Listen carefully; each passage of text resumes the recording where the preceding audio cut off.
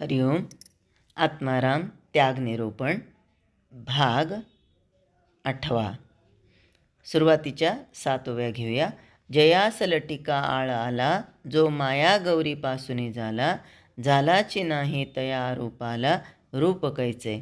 तेथे स्तवनाचा विचार, न घडे निर्विकारे विकार, परी तयास नमस्कार, भाव बळे माझा. जयाचेनी वेदशास्त्र पुराणे, जयाचेनी नाना निरूपणे, जयाचेनी स्वसुखा लाधणे, शब्दी निशब्द. जे शब्दास आकळेना, जे शब्दे वीण सहसा कळेना, कळले ऐसेही घडेना, जिये स्वरूपी. ऐसे एकदा सर्वत्र संचले, जे तर्का न वचे अनुमानले, ते जयेचेनी प्राप्त झाले, आपरूप आपणासी. नमन तिची या निजपदा, माया वाग्देवी शारदा, जयेचेनी प्रवर्तती संवादा, संत महानुभाव. आता वंदिन सद्गुरु स्वामी, जेथे राहिले तोची मी, आणि निवारिली निजधामी, पाचही जेणे. आता 8व्या ओवीकडे वळूया. तया निजपदाकडे. तया निजपदाकडे आनंदे वृत्ती वावडे, पद लाधलिया जडे तद्रूप होऊनी. समर्थ म्हणतात, असे जे सद्गुरूंचे पाय आहेत, त्या पायांच्याकडे माझी वृत्ती आनंदाने नाचते. त्या पायांच्या स्पर्शासाठी, त्या पायांच्या दर्शनासाठी माझी वृत्ती आनंदाने ओढ घेते. तेव्हा मला ते वावडे आहे, म्हणजे मला ते आवडत नाही, बाधतं असं नाही, तर वावडीवरून वावडे आले आहे.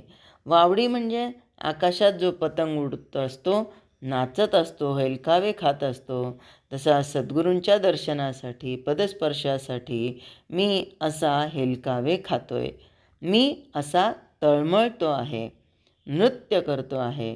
आता नृत्य केव्हा केलं जातं? आनंदाच्या भरात. पाऊस आला की मोराला आनंद होतो आणि तो नृत्य करतो. त्याप्रमाणे आनंदे वृत्ती वावडे, पद लाधलिया जडे तद्रूप होऊनी. म्हणजे ती वृत्ती त्या सद्गुरूंच्या पायापर्यंत जाऊन पोहोचण्यासाठी आनंदानं प्रयत्न करत आहे, आणि हे प्रयत्न करता करता त्याचा परिणाम प्राप्त होतोय. आणि जे ज्या क्षणी प्राप्त होतं, त्या क्षणी त्या पावलाशी ती वृत्ती तद्रूप होते. आता भजू कोणे परी, आता भजू कोणे परी, देव सबाह्य अंतरी. मग भजन गळून पडेल, पूजा ठिकाणच्या ठिकाणीच राहील, आणि जर शरीराची क्वचित काही हालचाल राहिलीच तर तीही विचित्र होते. असं सांगतात की रामकृष्ण परमहंस पूजा करण्याकरता बसत, आणि पूजा करता करता केव्हा तरी असे भावावेशात येत. तो भावावेश असा असायचा की मूर्तीवर फुलं व्हायच्याऐवजी आपल्याच डोक्यावर वाहून घेत. आता याची नक्कल करणं ते सोपं आहे, परंतु तो भाव मनामध्ये आणणं हे कठीण आहे. कारण आता हे देव पायासी गेलो आणि माझा मीच देव झालो. देवाला पाहण्याकरता मी गेलो आणि मीच देव झालो असं होतं. नदी सागराला मिळण्याकरता जाते, सागराला मिळते, आणि मिळते त्याच्या दुसऱ्या क्षणी सागरच होते. आता तिला तिचं स्वतंत्र अस्तित्व राहत नाही. अन्न माणसाच्या पोटात जातं, पोटात गेल्यावर त्याला बरं वाटतं, पण ते पोटात गेलेलं अन्न केव्हा तरी माणूसच होतं, म्हणजे त्याचं शरीरच होऊन जातं ना. अन्न वेगळं राहत नाही. असं झालं तरच ते बरं आहे, नाहीतर ते औषध देऊन बाहेर काढावं लागतं.